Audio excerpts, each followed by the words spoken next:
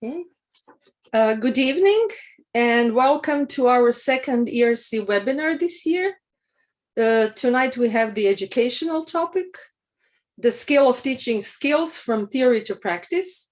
And this will be presented by two of the authors of ERC Guidelines 2021, our Patricia Conaghan and Jan Breckwold. Before we start with presentations, I would like to give you a couple of remarks. This webinar is being recorded and it will be available for your review on the COSI platform for another 3 months. Also, for any questions that you would like to ask, we have a Slido platform, which you could see on the right-hand side of the presentations. And we will try to answer all your questions during or after the presentations. However, if there will be some unanswered, our presenters will try to answer them within next week. Before I start introducing our speakers, I would just briefly like to introduce myself and my co-moderator. My name is Silvia Hunjadian-Tičević. I come from Zagreb, Croatia. I'm internist, intensivist, and emergency physician. And since the end of last year, I'm co-chairing the Scientific Educational Committee Instructor Educator Support. And also, I would like to briefly introduce my co-moderator, Sabine Nabecker, who is currently in Toronto, Canada. She is, however, Swiss-trained anesthetist. She is also the member of our SEC, and she's also a young ERC representative within the educational committees. It is my pleasure to introduce my dear friend and colleague, Patricia Conaghan. She's coming from Manchester, United Kingdom, where she works at the University of Manchester. She's a registered nurse, and her background training is also a master in healthcare ethics and law. Pat is the longest active educator within the ERC, she told me, since 1996. And most recently, which I'm really happy about, she is co-chairing with me our Science and Educational Committee. Pat will now discuss the theories of skills acquisitions in the context of resuscitation education. So Pat, the screen is yours. Thank you. Thank you, Sylvia, and good evening, everybody. For once, I think I've managed to get the right time to come to something. So we know that skills is going to be a hot topic. There's a lot of debate around how we teach skills. What I'm going to do is try and give you a little bit of the theoretical background and what we know from some of the research that's out there as well about teaching skills. So I'm just going to share my screen. Can everybody see that? Looks good for me. Okay, thank you, Jan. So, does practice make perfect? Teaching motor learning and skill acquisition is really what we're going to look at. The first thing I'm going to say is that all of what we do takes us back to that Utstein formula. We know that medical science, education efficiency, and local implementation of what improves survival. And we're focusing today on the educational efficiencies.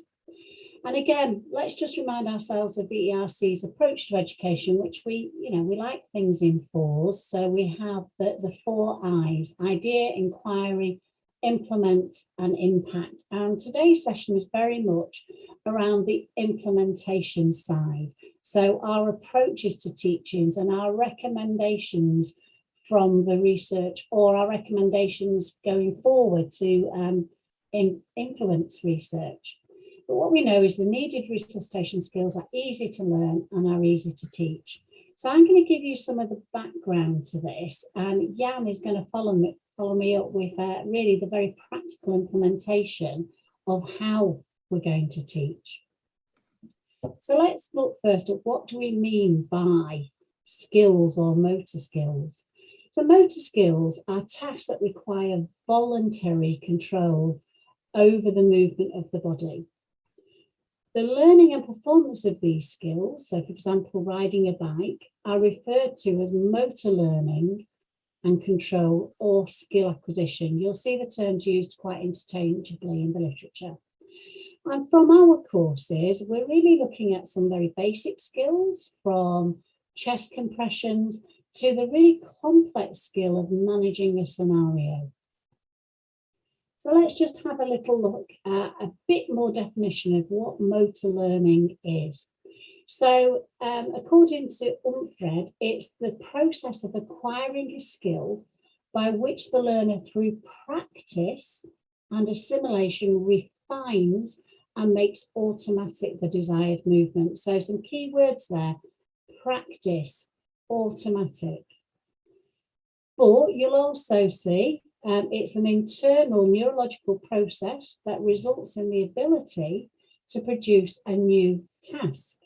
And I am going to cover very briefly some of the findings from functional magnetic resonance when looking at how people's brain is working as they're learning a skill. And finally, maybe a little bit more broader definition, think of it as a set of internal processes that are associated with practice or experience leading to a relatively permanent change in the capability for skilled behaviour. So what we're talking about is not just a one-off thing.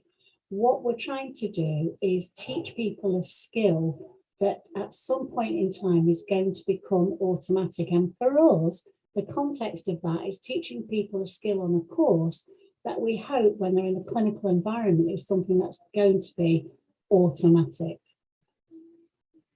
So I'm going to take you through a couple of the main theories. I'm not going to go through every one, but just some of the main theories around how does our brain work? How do we actually learn a skill? And the first person I'm going to look at is Adams, and he talked about a closed loop control theory. So this was a theory of how we learn or adapt our movement skills.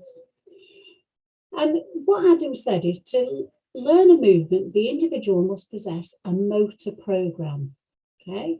And the motor program exists in the long-term memory, but it has two states of memory. And in order to actually develop a skill, both of these states must be present. So the first state is that the brain possesses a memory trace, and the memory trace is responsible for selecting and initiating an appropriate response. Alongside the memory trace, we have the perceptual trace. Now, what this does is it acts as a record of the movement over many practices, and therefore it becomes a reference to correct the performance. So the memory trace gets you to do the skill. So if I wanted to hit a ball, my memory trace would select the appropriate movements, pick the ball up, move my arm in the right direction, use the right speed and force.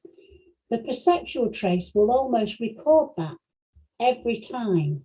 And each time the two of these elements interact so that the perceptual trace will constantly correct the memory trace. So in Adams' theory, feedback is absolutely essential to modify performance. Now he's talking about feedback within the brain, but also feedback in terms of what you're receiving from the environment and the people around you. So that's probably one of the simplest theories. However, there are a few things about Adams' closed loop that are a little bit difficult, because what Adams said is that for every single action, every single motor skill that we perform, this motor program must exist. Now, think just for a second of how many skills you use in a day. If Adams' theory is correct, then our brain would be full to bursting. Where would we be able to store all of these individual memory or motor programs for each skill that we do? So there's a criticism that, well, actually, we just couldn't store a different motor program for every single thing that we do. And the second criticism is that In Adam's theory, you only actually perform the skill based on feedback, which sort of rules out the idea that some things happen without feedback. So there are some instances in which the brain has to act very, very quickly and therefore doesn't have time to go through this loop of feedback and correction. It just has to do. So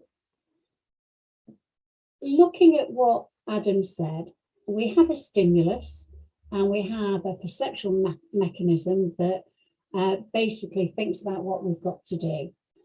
The memory trace is there from experience and it recalls all the previous correct responses. So it initiates the movement that you want to do. As you're doing that, the perceptual trace actually controls the movement. That's what tells the motor efferent neurons to actually perform the skill. And it does this by constantly comparing what it's previously recalled of what you did against what you're doing now. So if there's a mismatch between those two things, it corrects and adjusts the movement. And throughout this, we have this loop of feedback. So we have this loop of feedback that detects errors.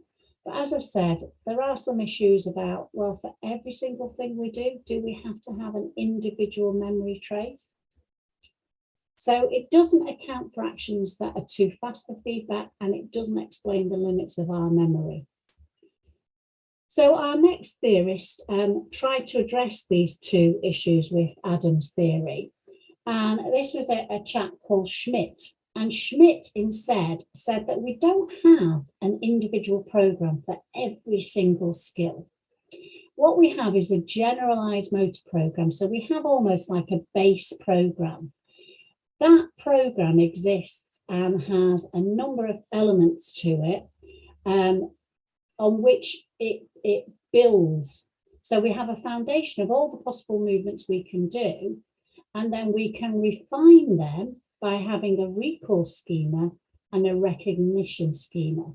So we've got our base. So instead of an individual program for every single skill we do, we've got a base that recognizes there's only so many limitations to the movements we can do, and it can be adapted by the use of the recall and recognition schema. So the recall schema effectively provides the parameters within which the motor program needs to operate to achieve the specific movement. So it's like a director. And the recognition schema allows us to recognize an error by the feel of it. So these two things effectively adjust the generalized motor program to refine it to the particular task or skill that we're trying to achieve. So recall provides the parameters and recognition is effectively the feedback mechanism. Now, we get our information from different places. So when we're learning our skill, these two elements, recall and recognition, fundamentally look at two slightly different bits of information that the brain is processing. So on recall, that particular element identifies the information needed to start the movement. It also puts that into context, so it looks at the environment. So we've got this movement we've got to do. What's the environment that we're in? And then it works out the response. So it tells the general motor program, look, in order to achieve this, this is the speed that you need to operate on. This is the force that's required. This is how we shape the movement or the direction. So it's very much guiding that general motor program based on what needs to be done and the environment in which it's being done. The recognition element looks more at the finer details of the movement. So if you're told to throw a ball and you throw it the wrong way, the recognition element helps correct the errors. So it identifies for the general motor program where the errors are, and it does that through the look and feel of the skill. It also looks at the outcomes of what you've done. So it looks at the result of your performance. So the recognition, if the recall is the director of the movement, the recognition is very much the feedback of the movement or the coach to that particular skill element. Now, within all of this, when Schmidt looked at his schema, he looked at practice and he predicted certain things about practice. So from his theory, he predicted that different types of practice have a different impact on performance. Now, one of the things to really get your head around when we're talking about a skill is there are two elements to a skill. There's the learning of the skill and the performance of the skill. And the practice that you do can affect either one of those two elements or both. So, for example, if you are constantly practicing, so you repeat and repeat and repeat something, that will improve your performance. Okay, so it will make your performance better. Practice does, in that respect, make performance better. However, when it comes to starting to learn a skill or transferring from an existing skill to a new skill, what we know is that variable practice has a bigger impact.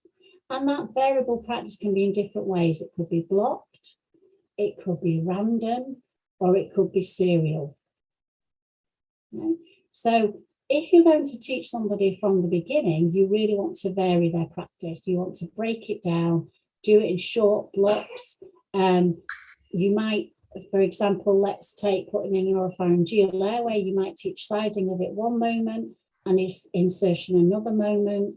You might just keep doing insertion over and over again. But it's that variable practice that will improve learning. And then what we know is that if you practice the whole thing rather than a part of something, then best practice using the whole is more effective. So again, thinking of our skill of sizing and inserting a Goodell airway, practicing to do the whole skill is much more beneficial than practicing individual elements of it. Unless, and I'll just put a caveat in here, if the whole skill is too big, then you can use individual elements, but they need to be naturalistic. So you've got to think about where are there points in this skill teaching that it would be sensible to stop. So for the Goodell, yes, you could stop at sizing and inserting. That's a discrete element of this skill. So whole is better. If you do have to use part, then make it a naturalistic break. Then the other thing that the theories, and particularly Schmidt, said is when it's done, when practice is done, is an important thing in impacting the learning of a skill. So we generally talk about two types of practice schedules: massed practice and distributed practice. So massed practice is less frequent, but for longer periods. Now, for many of us out there, and I certainly hold myself in there, the layman's term for this is cramming. So it's that working really hard the night before the exam, and you do it one off, but you might be doing it all night. Now, what we know about the massed approach is that if it's at the end stage of learning your skill, so you've actually learnt the skill and you've started to do practice, that focused long period of time can have good outcomes if it's at the end of learning a skill. But at the start of learning a skill, what we know is that distributed practice has a bigger impact. And distributed practice is over a longer period of time, and it's in spaced sessions. So rather than cramming everything in at once, you start earlier on and you have a schedule in which you're just every day doing a bit more practice, with rest in between. And that's something, again, that more and more we're discovering the importance of having rest in learning skills. So we know that sleep has a big impact, but we also know that even very short rest breaks, 5, 10, 15 minutes, show a significant improvement in people's performance of a skill. So I don't know if any of you have ever seen the Pomodoro technique in terms of learning.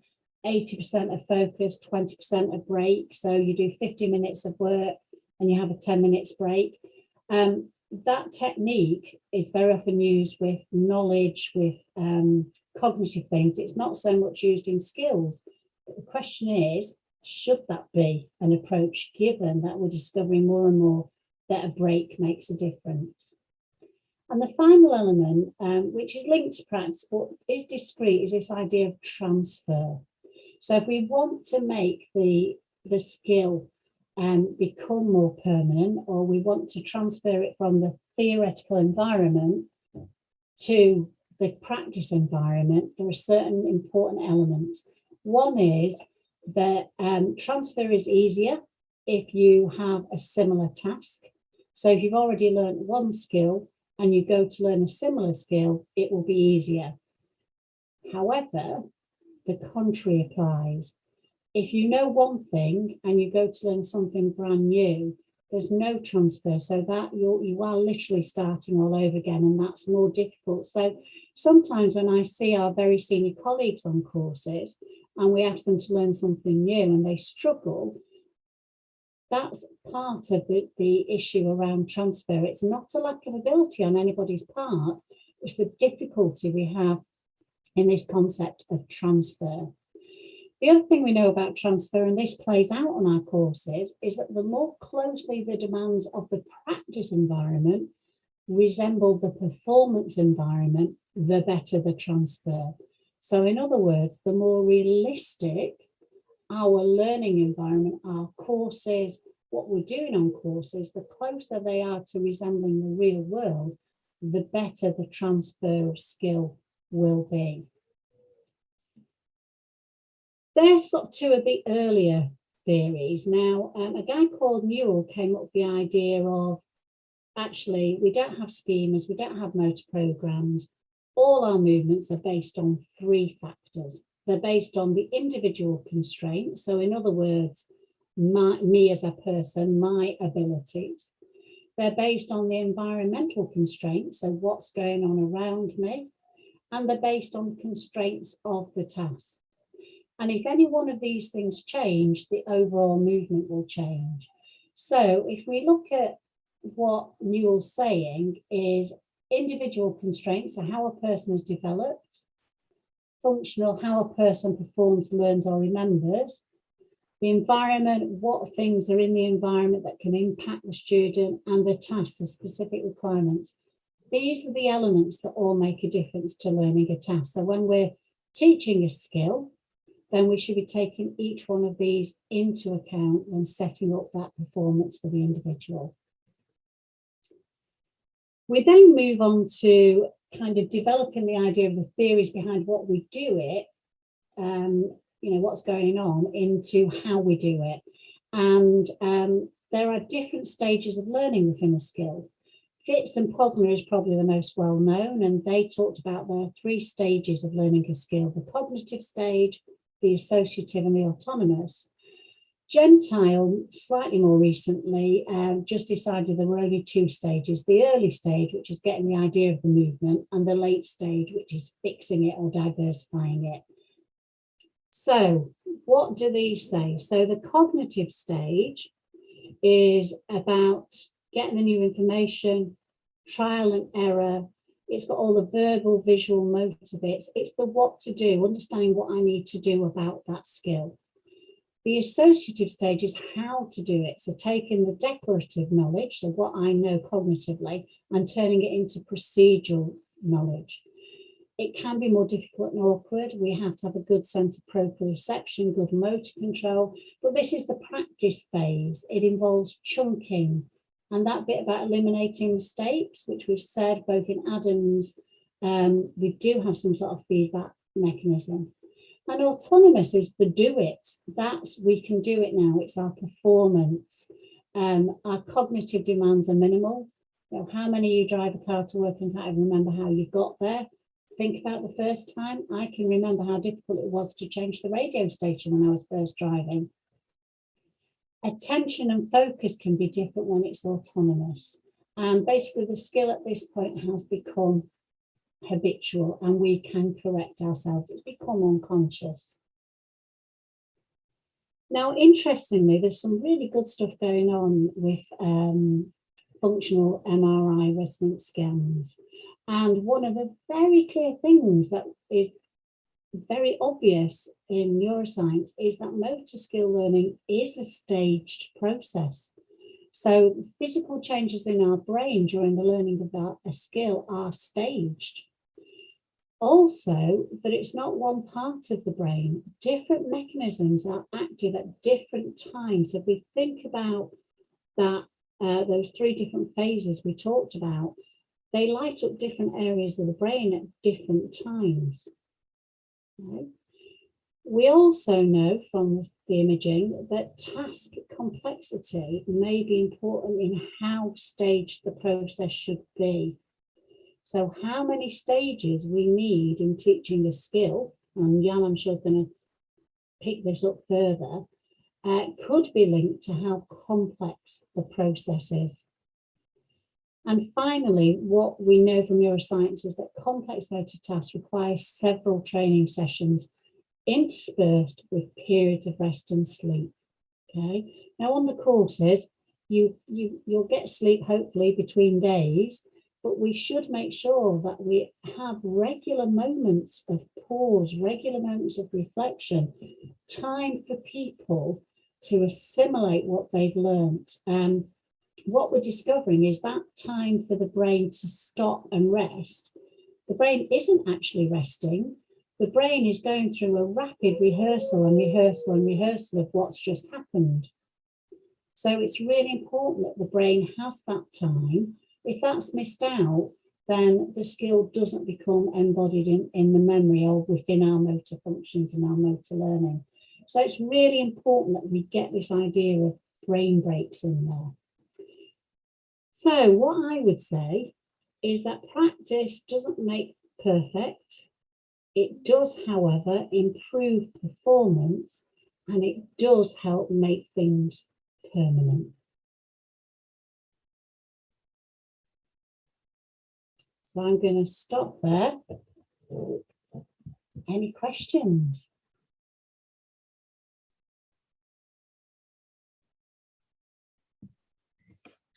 Pat, thank you for this presentation. We're gathering a couple of questions in Slido and trying to sort them out. But if you just allow me one question, I've been there not as long as you are, but have many years behind me. And it's always this question during the courses, and it has been written about in the recent guidelines. Could you elaborate more on the difference between massed or single and distributed spaced learning?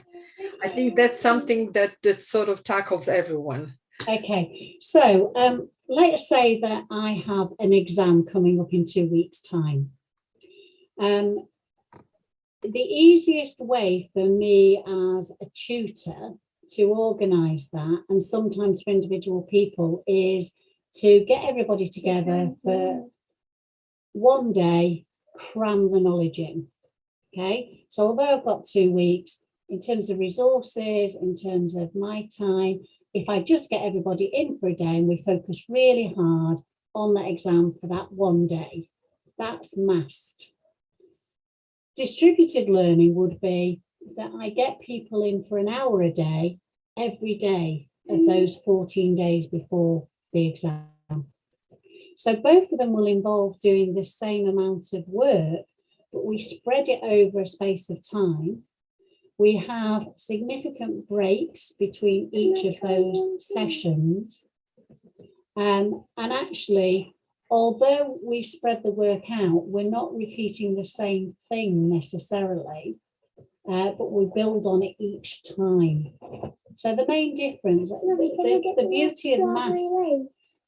beauty of massed learning is it works for teachers, it works for institutions, it's easier to get things together.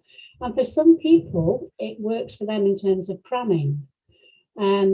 but it's not as effective. The distributed learning takes a lot more resource, and in that respect is often harder to put in place. But what we know in terms of learning rather than performance, it has the stronger outcome. Does that make sense?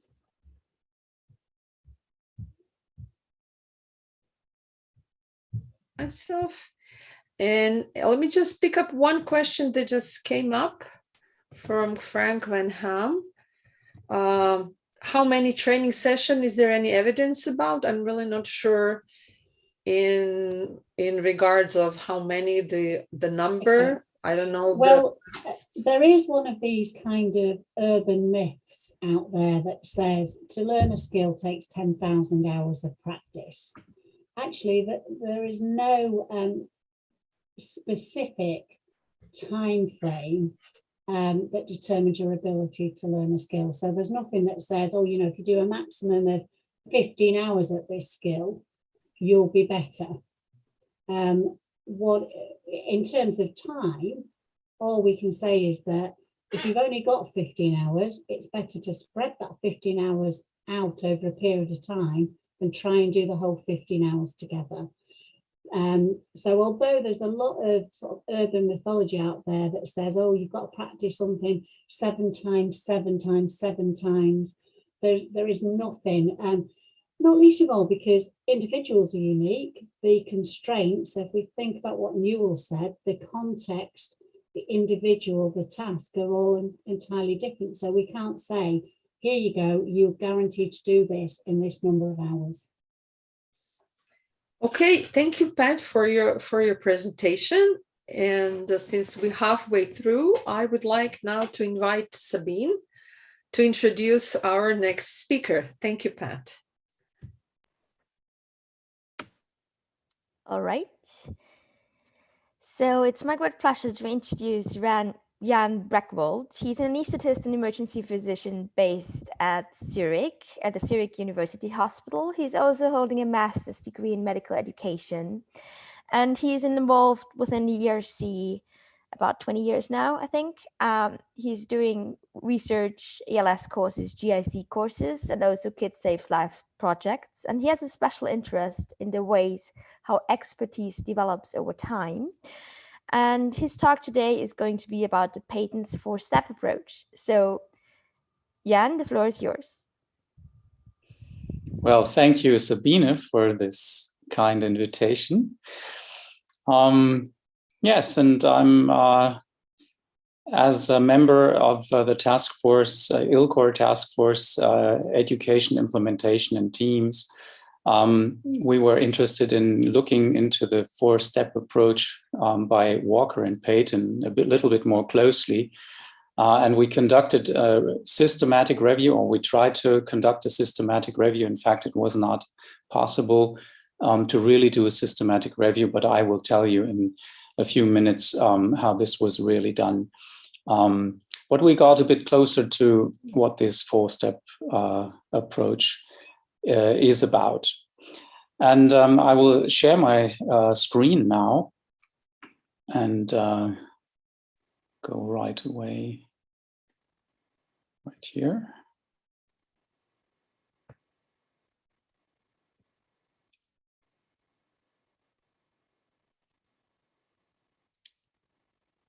There you go. So everybody able to see the screen? Yes, very good. Yes. Yeah, thank you very much. Thank you for the confirmation. So it's about specifically into the 4-step approach. Pat just showed you that the stepwise approach of learning skills is the way which research showed to be a natural, more or less natural approach to that. And it's going to be about the rationale behind and the evidence we found in this systematic review. My conflict of interest is that I am a member of the ILCOR task force, education, implementation, and teams. So a bit more, I don't want to say simplistic, but yeah, maybe a little bit more simplistic than what Pat just showed us, is Miller's pyramid. I'm quite sure that many of those listening are familiar to this pyramid, showing that learning is built up from the knowledge someone knows, knowledge of the facts, maybe of the concepts, which is already a little bit higher of an organization, and then goes to problem solving, which knows how.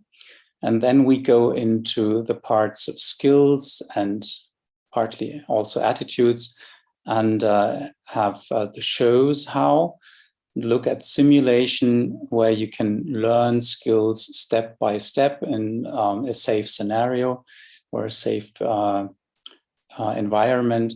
And then we go to the patient, into the real life, and you could say in vitro and in vivo. So what we're talking about this evening is the upper two parts of the Miller's pyramid. Right. The European Resuscitation Council approach to skills teaching, and especially in this part of simulation, is the one of, we say, Peyton's four-step approach. In fact, it was a paper by Walker and Peyton in 1989, published, 1998, published in a book on skills teaching, in fact, coming from surgical education. And the four-step approach is organized in these 4 steps: demonstration, deconstruction, comprehension, and performing and practicing. The reason to separate the skills teaching in into these 4 steps is to address different, I would say, schemas or channels of comprehension, or channels of getting knowledge. So to my impression, and when we teach it, it is very important to separate these 4 steps from each other. In the demonstration stage, it is important not to talk about what you do.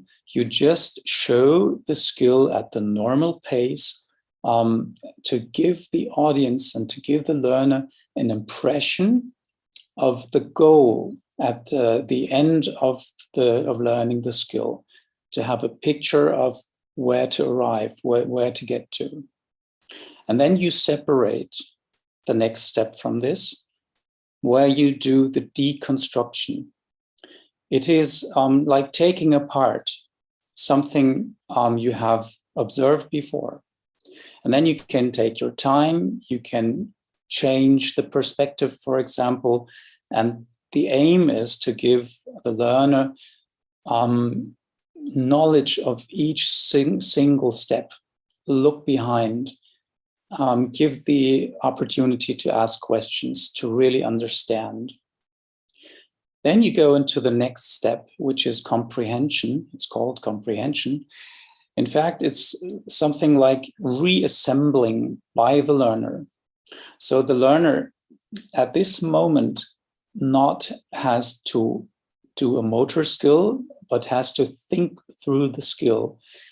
It's a way of reorganizing the knowledge, which has been in the deconstruction part taken apart, and then it gets reassembled. And so the learner explains each step while talking the teacher through the skill. And in this step, it is important for the teacher to do exactly what she or he was told, and not kind of already going a step ahead and doing the skill for the learner. It's important to really do what the learner says. So then again, after this step, you have a break, you have a separation, and then you let the learners practice. And this step can be performed in different ways, depends a little bit on how the ratio between the learner and the instructor is. So there could be also an element of peer teaching in groups, and with the instructor going around and correcting each of the learner individually until the performance, that is the ideal, until the performance is sufficient. And if we really go to this sufficiency point, there is probably much more practicing necessary than we can provide within a course. And then there might be an element which goes into a strategy called mastery learning. But I would leave this out because in the 4-step approach of Peyton, it's a kind of closed strategy where we only have these 4 steps, one after the other. And at the end, the teaching session is finished. So this is the rationale behind the Peyton's 4-step approach. I think you are all familiar with it. I hope I gave some explanation why it is important to separate the steps and how the steps really have to be taught. So the ILCOR process asks from the educational perspective and the educational task force, is Peyton's 4 steps approach superior to any other skills teaching approaches? And we restricted this question to skills relevant for resuscitation. So the format used in the ILCOR process, you might be familiar with, is the PICO format. In the last, ILCOR step, it was a little bit enlarged to S and T, but I will just stick to PICO because this is probably most known to everybody of you.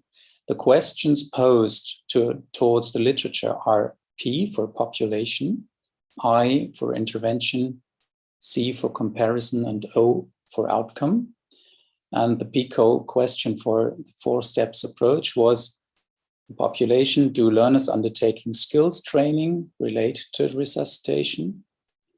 The intervention approaches without distinct stages or modifications of the 4-step approach, with either more or less of the 4 steps or having an alternative to one of the steps, for example, could have been a video, compared to the Peyton 4-step, the traditional 4-step approach, would improve any outcomes. So in this process, in the ILCOR process, we usually look at patients' level outcomes. However, in the educational setting, it is not so easy to look at patients' outcomes. Probably there's so many steps in between that it's impossible to really link patients' outcomes to a specific form or strategy of teaching. But what we looked at in the papers is skill performance changed at the end of the course or mid or long term, which could have been 4 months or 6 months or a year, and participants' satisfaction, confidence to perform the skill on patients, but it's just the confidence to perform, or maybe the participants' preference of a teaching method. And also, there is always a question on patients' outcomes, pretty much knowing that probably it will not be possible to link. And at the end, we looked whether there was teacher's preference over methods or any side effects. So this is the PICO question. And we found about, I think, 2,500 papers to screen. At the end, we arrived at 15 studies with the comparison. Most of them were randomized controlled studies, 13 randomized controlled studies, and 2 non-randomized controlled studies, with a total of more than 2,000 study participants. And the years of publication was between 2010 and 2020. Interestingly, the countries where the studies were undertaken were very much in Europe, 12 of them in Europe. one in Iran, one South Africa, and one Australia. And the participants were very diverse. We had nursing students, medical students of different ages, mixed healthcare professional cohorts, and also laypersons. So, and also looking at the skills investigated, there were a couple of papers dealing with BLS and ALS and chest compressions, but only one for manual defibrillation, nasogastric tube, and so on. So in summary, the descriptors were very heterogeneous, and the heterogeneity made it impossible to conduct a real systematic review. So what we came up with was scoping review at the end. Right, that's what we found in the descriptive parts. Looking at the outcomes, this is which might interest you a little bit more. We had skill performance and participant satisfaction. Many of the papers just dealt with end of course performance, which is pretty early in learning. And only half had medium-term endpoints. And also these were pretty short, 2 to 6 months. That's not really long-term memory. Then looking at the risk of bias, we did a risk of bias assessment. We had only 3 studies with a low risk of bias.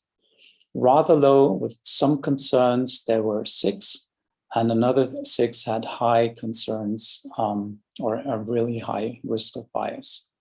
Mostly this is due to small numbers of follow-up and indirectness of the outcomes. The main results, overall, 12 of the studies found no differences between an alternative and the Peyton's 4-step approach. And 3 studies found that 4-step approaches were a little bit superior to a traditional 2-step approach, but this is also a stepwise approach. There is also some additional evidence from a recent systematic review, also on the effectiveness of the Peyton's 4-step approach, but with a lot of wider range of interventions. But in the healthcare professions, 6 of the studies of this systematic review were also included in our systematic review, but there is only, say, about 50% overlap. And in this systematic review, there was a small superiority overall for the 4-step approach. Okay, so this is what we found, but we have to look into the limitations. To my view, the most important limitation of the evidence is that none of the papers reported direct indicators of teaching quality. They only looked into the strategy, how teaching was delivered, and not how it was performed. And we know very well from the literature that the instructional quality of the individual teacher is at least half of what makes the impact of the teaching session. So these papers miss a lot of what quality really could be and does not correct for that. And another point is that only 2 of the 15 papers really compared against no stages. So there's always a comparison between some kind of stage approaches. Severe limitations. So I would like to discuss in this context. Firstly, Peyton's 4 steps seem to be more a European question. We did not find any papers from the US and Canada. Second, the stepwise teaching is well supported by the educational theory Pat just gave us. And it may be much more important, the style, how the stepwise teaching may be put into performance. It may be Peyton, but it's most important how it is done, that it is done well. And these are the two, or this is the most important reference for that. It's a systematic review. No, it's a systematic synthesis on systematic reviews for higher education. And they really state this. It is much more important how the stepwise or how the teaching is implemented. So in summary, I would like to conclude, and this is the GIC recommendation at the moment. We teach stepwise because there is a lot of good reasons for this. We have to do it properly, and we have to adjust for the skill taught. This is what Pat told you also before, and the trainee's context, which is complexity of the task. How much time do I have? Is it just a course of a day or two, or is it a curriculum where I can spread my teaching over time? So I'm just coming to the end now. I would like to thank you for listening, and I'm happy to take questions. All right, thank you, Jan, for this very lively presentation.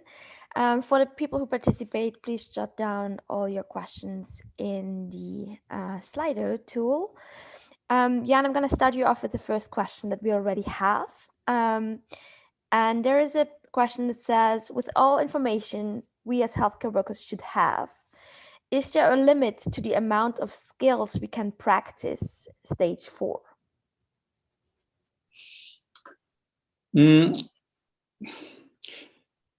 Yes and no. There is a paper from Tino Greif showing that it might be around 6 participants for to be optimal. I know another paper showing that if you have a bit more participants for practical skills, the focus gets a little bit better and retention is enhanced. So I think, again, it depends on how the teaching is delivered and performed.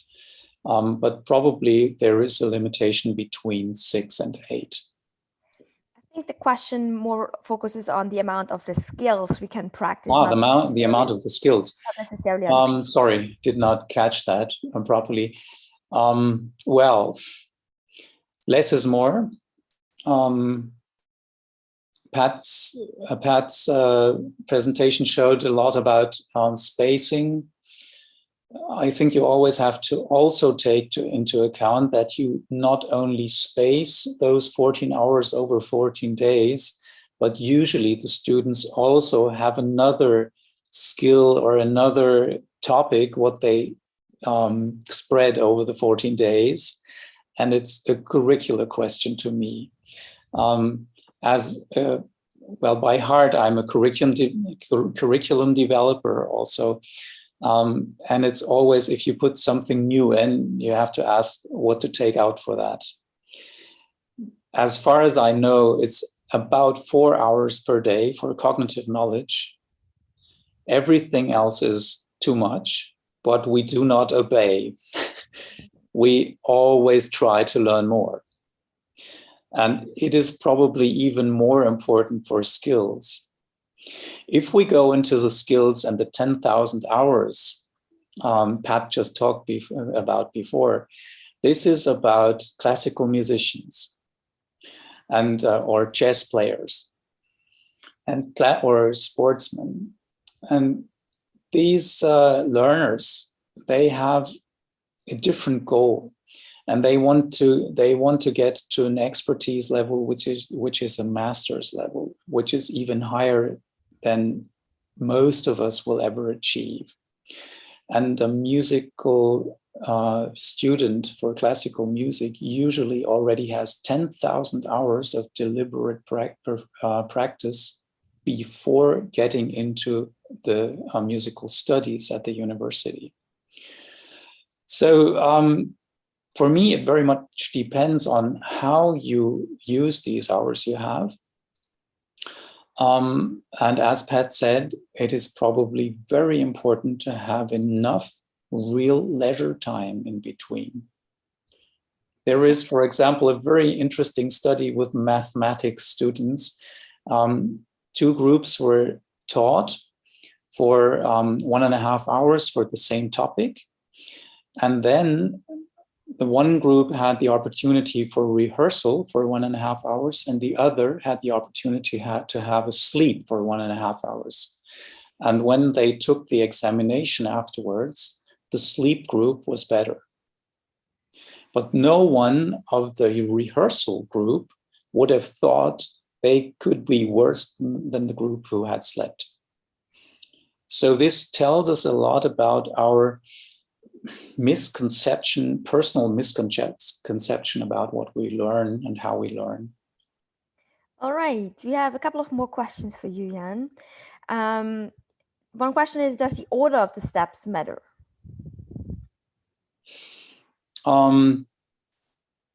Within the studies, the order within the order was not changed. From educational theory, I think it's very important to stick to the order because you address the different channels one after the other.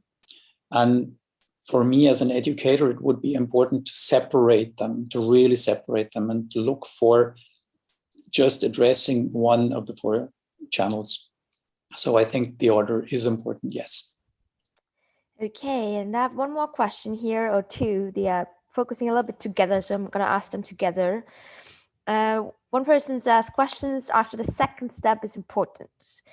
Does it improve by the learner? And has it any impact on how to teach the 4-step approach? And the second question is, was the moment of asking for questions included in your survey? No. Both was not included in the studies we looked at. I think it's, again, a question of how to address these opportunities for questions. You can, I would say, you can guide the way questions are asked by questioning in different ways. You could, for example, say, are there important questions of understanding this skill? Or you can have the question, pose the same question, are there any questions? And this makes teaching a lot different. It's a more associative, what happens with the learners. And I think it's important to really focus on the important things and to focus on, in this case, in the second step, on the skill, on the way how to apply the skill. So you would have to ask, are there questions how to apply the skill?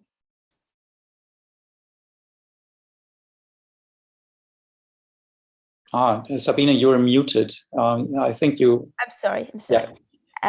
Okay, I think with that, we still have a couple of questions for both Jan and Pat. So if Pat could come back to the floor, then I will hand over back to Sylvia.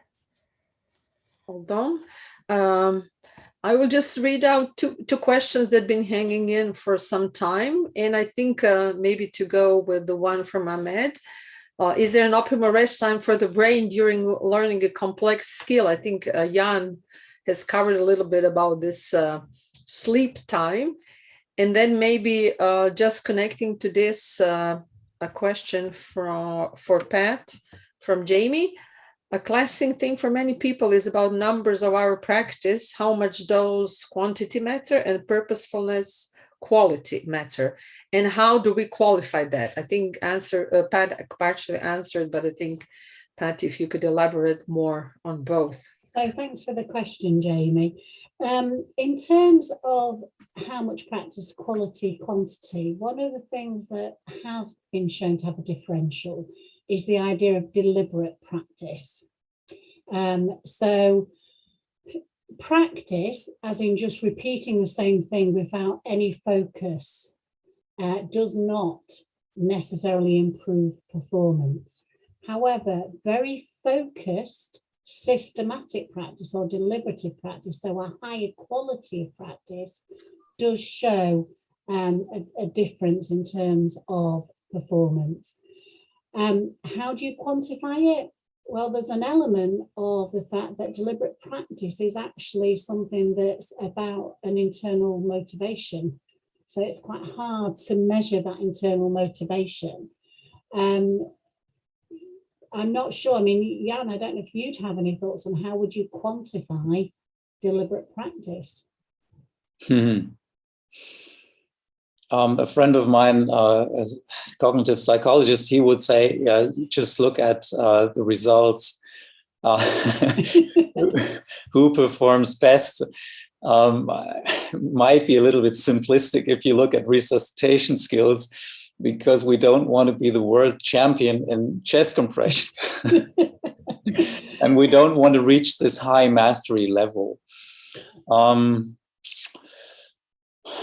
I think for me, that the way I would potentially quantify it is, any of you who have taught on these courses, you can see the difference between the candidates who want to be there and therefore tend to be quite focused in what they're doing, and candidates who have to be there or don't want to be there, where there is that lack of focus.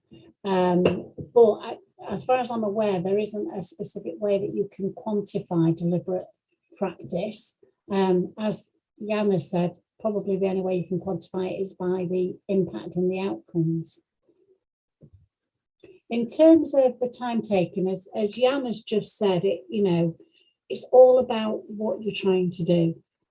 Are you trying to master a complex skill, or are you trying to master something very simple? And in terms of break time, one of the current questions in this whole idea of the break is actually, where is the learning taking place? Is the learning taking place as you're teaching the skill, or is the learning taking place in that point where you have a break?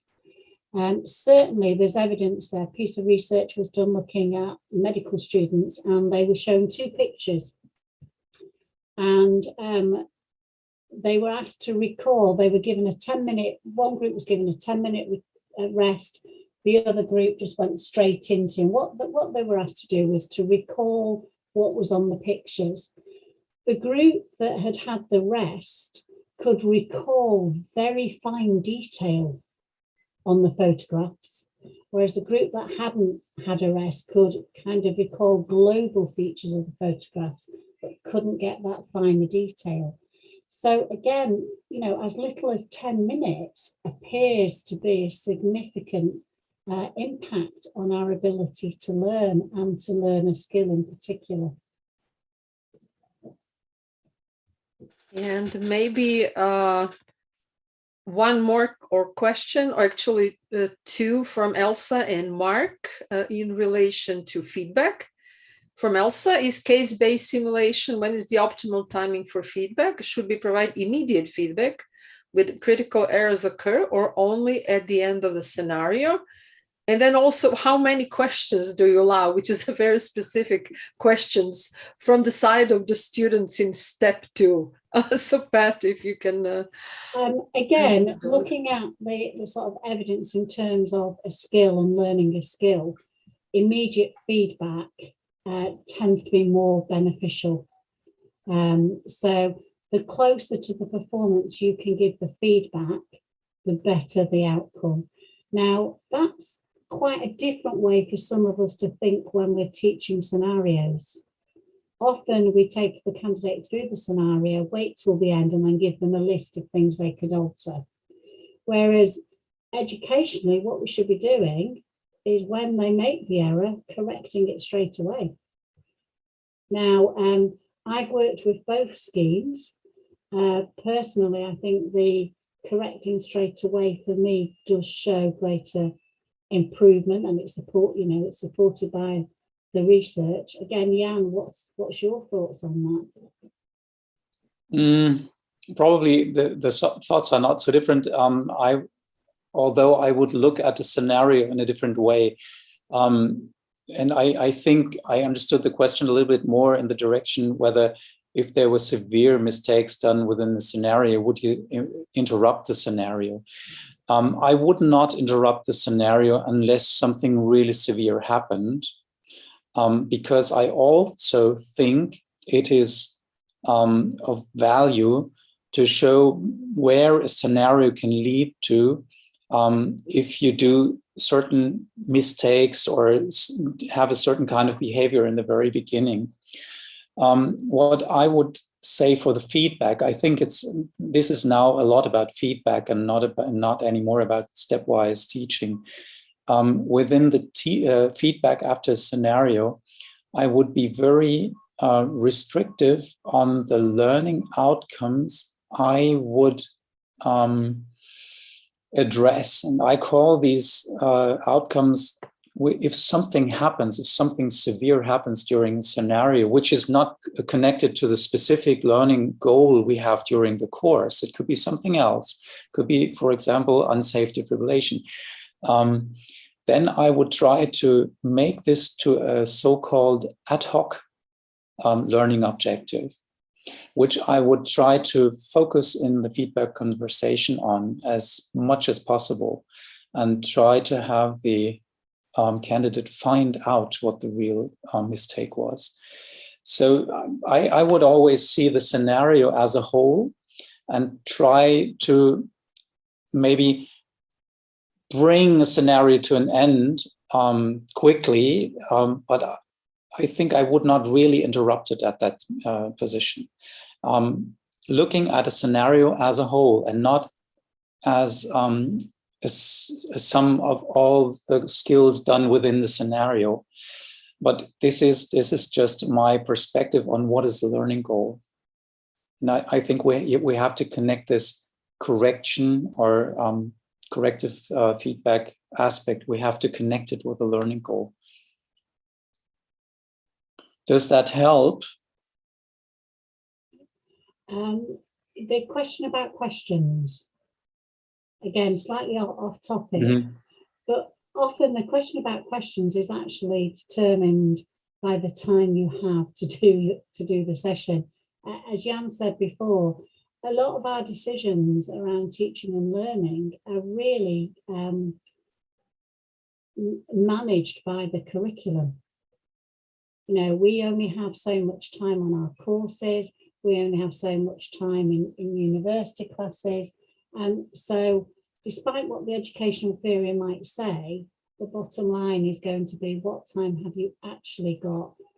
And as Jan's just said, what's really important is this alignment between the learning objectives that you've set, the performance that you're looking for, and the feedback against those learning objectives. So that constructive alignment, our tests should reflect what we're asking the students to learn. Our feedback should reflect what we're asking them to learn. It all needs to be connected. So the answer is, it's a decision, a deliberate decision by the instructor.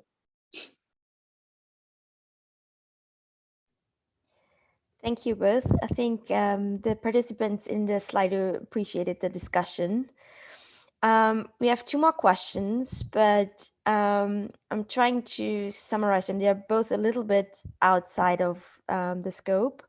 So one focuses on, is there anything regarding virtual learning versus on-field learning? And the other one is, how do we implement or simulate the stress that actually exists in real life doing complex skill practicing?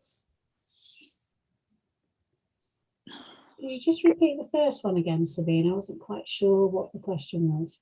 If there are any studies around that you're aware of regarding virtual learning versus on-field learning, so learning via webinars and on-field. There are some papers in the pipeline. I'm not aware in terms of resuscitation, anything recent on VR. I'd have to look at the literature. There's nothing that's been a kind of, a huge piece of work that's been done to my knowledge. Yeah, that's what I would confirm. I'm not really aware of a rigorous study on transfer. there is a lot going on in that field. Of course, it's now getting some light here. Right. The second question was about? It was about how do we implement or simulate the stress that All actually right. exists in real life during a complex skill practice. Mm-hmm. I think it's, again, it can be well answered by pitching it to the learner, where the learner is. And I think something very important we did not address now, because of course it was not about simulation, is what we call the fiction contract. It is always not real what we're doing. It's always simulation.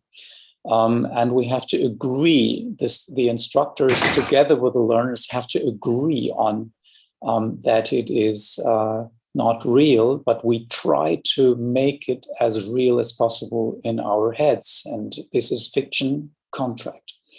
And if the learners are at the point that it is important to introduce stress, I think it's good to do this, and you can do it by going into this fiction contract. If you feel the stress is not helpful for learning, I would try to keep it out as much as possible.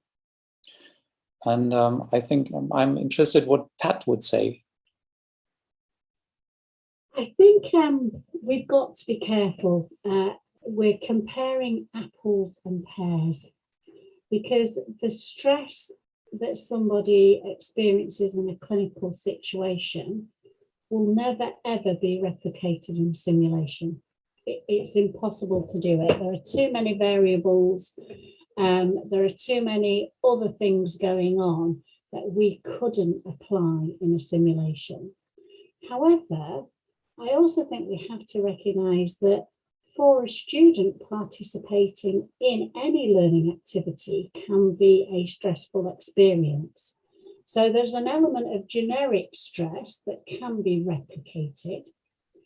But I think to believe or to try and replicate real world, real situation stress and simulation, it can't be done. Because at the end of the day, as Jan's just said, we all know this isn't real. You know, all of our thought processes can be very, very different. Whilst I might be dealing with some, you know, a mannequin in a resource room. In fact, today I had this conversation with some of my students, and one of them said, when I'm in here and I'm talking to this patient, I know that there's a load of people behind me watching me, and what I do doesn't really matter. When I'm on my own with a patient in a ward, I know there's only me, and what I do does matter. So I think we've got to be careful, guys, that you can't replicate the stress of a real clinical situation with a mannequin in a skills lab.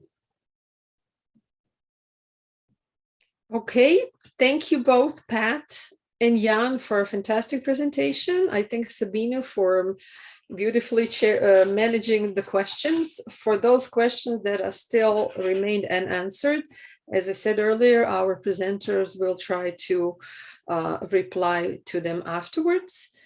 I would just like to ask both Pat and Jan for their take-home messages, and also from Sabine. And I guess we are approaching towards the end of this webinar. So Patricia, please, your final messages. So my final messages would be that there's a difference between learning a skill and improving performance.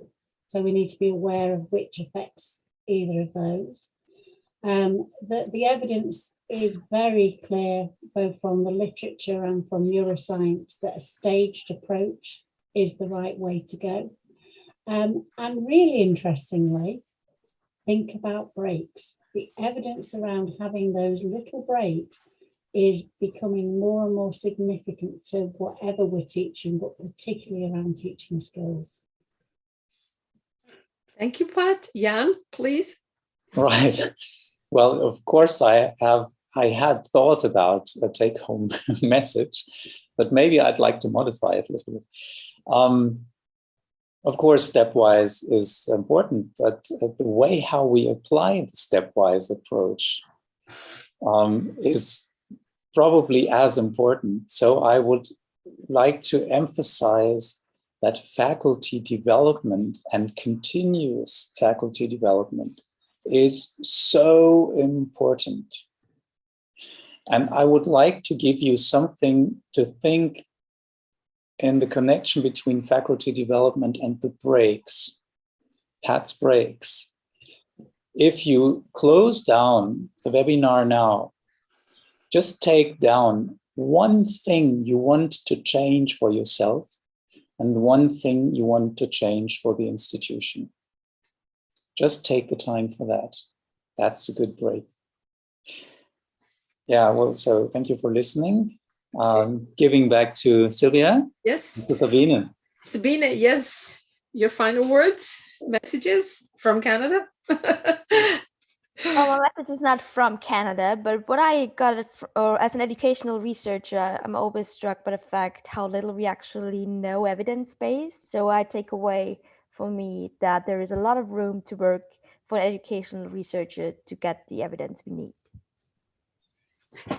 Okay. So again, I thank Pat, Jan, and Sabine for making possible this webinar. Also for two people in the background, Francesc from Barcelona and Lars from Brussels. And just to wrap up this, I think we heard fantastic things about teaching skills, and I think reading your questions and answering them will definitely help us. How should we proceed in the future on ERC courses in the context of teaching skills, both at basic life support courses and advanced life support courses? Just before we close and take a break, I would like to announce the next webinar that will be held on May 24th. So this is this month. And the title will be New Early Warning Scores in Pediatrics. So I hope there will be, again, many participants. I thank you for your time. Again, thanks to the speakers and moderators. And we'll see you all in Antwerp in 6 weeks' time. Have a good night. Thank you, everybody. Bye-bye. Bye all. Bye, everybody. Take care.